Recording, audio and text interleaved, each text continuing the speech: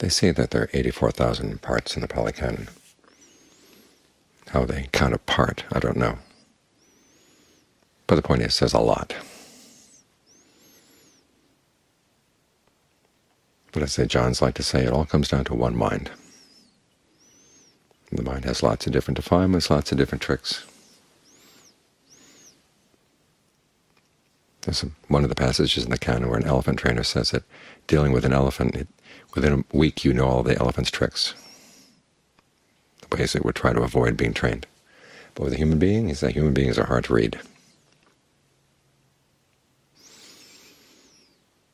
So we've got this complicated mind, and there's lots and lots of different teachings to help us deal with the particular complications. But when you're sitting down to meditate, you want to simplify things as much as you can. Bring everything down to one, just being with one object, right here, right now. And there's not that much you have to keep in mind.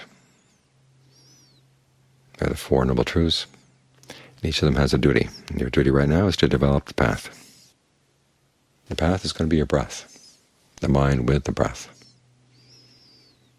That's all you have to pay attention to.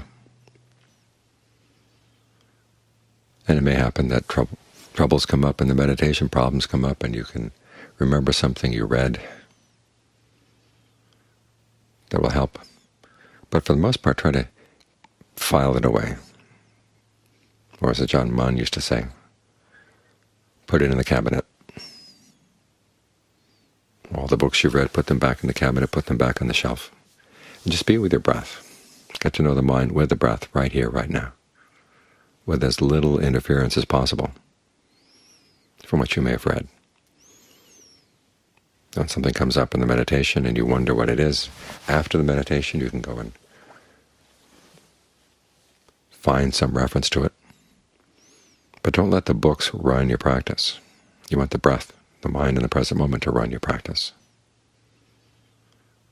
Because that's where the real problems are. The problems are not in the books. The problems are here. One, how to get the mind to be with the breath. Two, how to think about the breath in a way that helps you to settle down.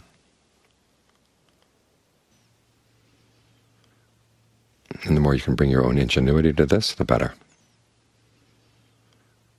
As for what the next step is going to be, there's no need to know. You work on this step. Give it your full attention. And Paul put one of the famous Ajahns in Thailand was a student of Ajahn Sao, who was Ajahn Mun's teacher. Ajahn Sao didn't have that many students.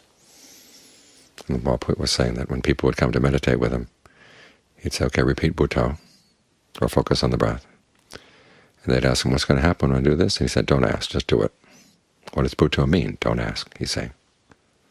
Whatever questions, don't ask, just do the practice. Then after they'd done it, they'd come back and they'd have this problem or that problem, and he'd tell them, okay, that's right or that's wrong. But wouldn't tell them too much beyond that. Ajahn Fuang was the same sort of teacher. When people came to practice with him, he'd hand them the 7 steps to Ajahn Lee's method too. And after they'd read that, he'd say, okay, put it aside, now focus on your breath. And again, as for what would happen, it was a very individual matter, and he would tell people not to worry about what was going to happen. The question is, what's happening right now? Give it your full attention. If you spend too much time glancing down the path, you don't look at where you're stepping. And you may be stepping on something important. These little plants that are coming up in the path, some of them are weeds, and it's okay to step on them, but some of them are potentially trees, something with flowers or fruits or shade they can offer. So you want to be careful how you step. So with each breath, pay attention to that breath. When you find you can stay with the breath comfortably, things feel good, and then you can put aside all even the directed thought and evaluation, the chatter about the breath, and just be with the breath. And at this point, you don't have to make any comments on it at all, aside from just breath, breath, breath.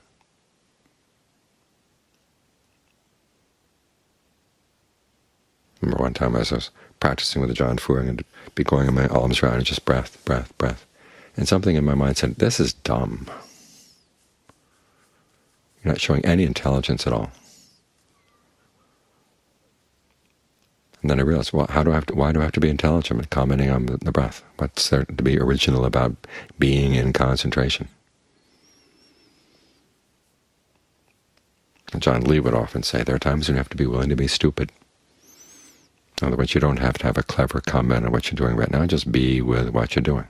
Be with the sensation. Learn how to make that a skill. It's a skill to learn how not to talk to yourself and yet still be alert. It's a good skill to have.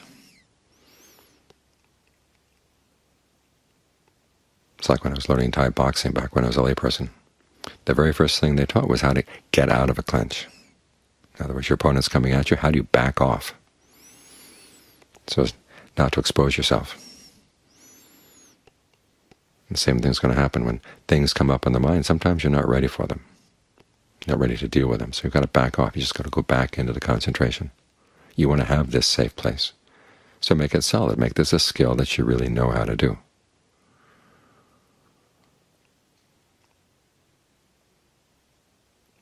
You think of those harmoniums on Mercury in the book Sirens of Titan.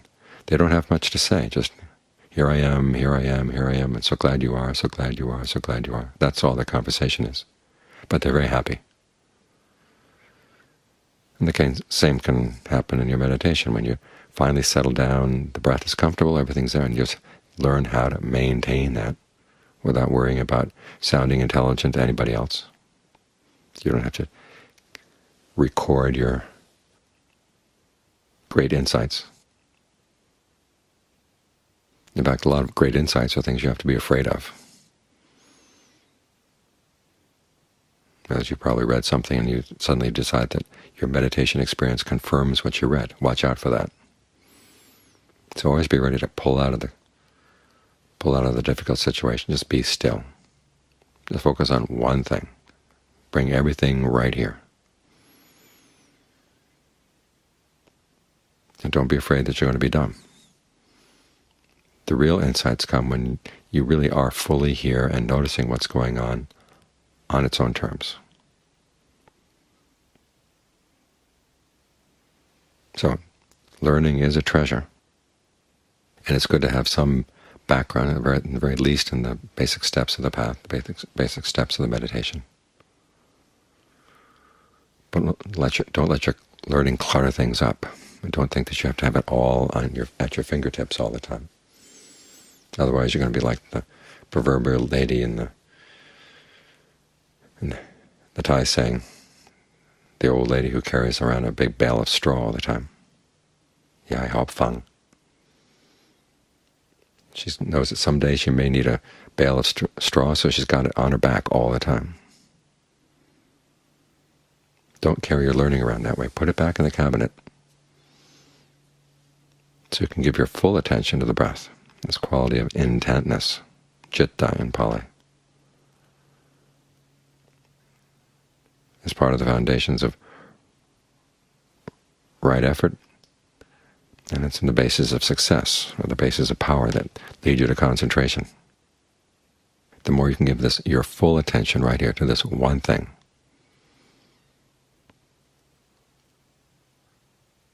the greater your skill and the more you're going to come to know things that are not in the books. After all, nobody was able to catch nirvana and put it in a book.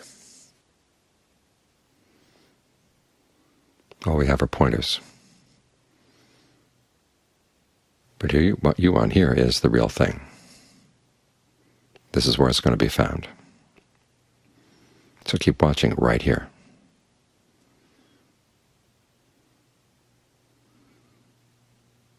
Then as you get more familiar with the place, the more you'll see.